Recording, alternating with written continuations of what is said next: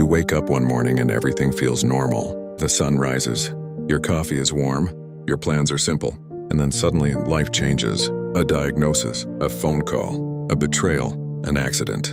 And in that quiet, overwhelming moment, a question rises from deep within your heart. If God is loving, why do bad things happen? This isn't just a philosophical question. It's personal. It's emotional. It is the cry of someone who has felt pain and doesn't understand why a good God would allow it.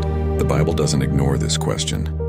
In fact, it gives us the story of a man named Job. Job lost his children, his health, his wealth, almost everything. His friends assumed he must have done something wrong. But the story shows something deeper. Suffering isn't always punishment. Sometimes it exists in a world that is broken. From the very beginning, God gave humanity something powerful, the freedom to choose. Real love requires real choice. Without choice, love would be forced. And forced love isn't love at all. But freedom comes with risk. When humans choose selfishness, violence, greed, or pride, others get hurt. Wars happen. Families break. Trust is shattered. Much of the suffering we see is the ripple effect of human decisions, not the desire of a cruel God. Yet that still leaves another question. What about the pain that doesn't seem connected to human choices? Natural disasters, disease, unexpected loss. The Bible teaches that the world itself is not as it was meant to be. Sin fractured creation. We live in a world that groans under that fracture.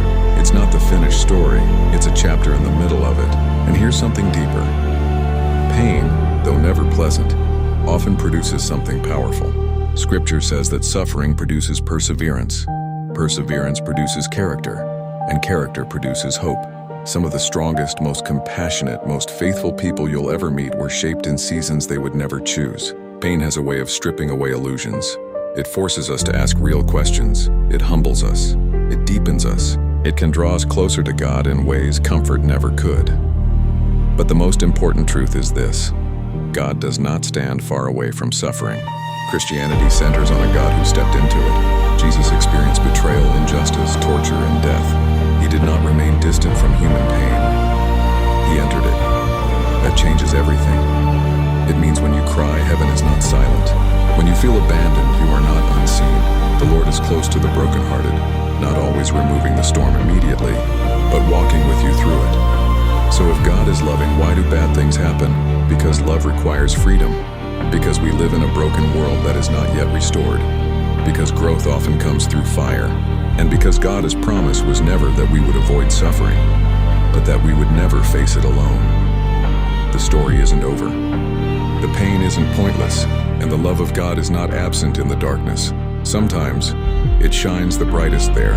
If you like faith-growing content, like and subscribe. God bless you and your family.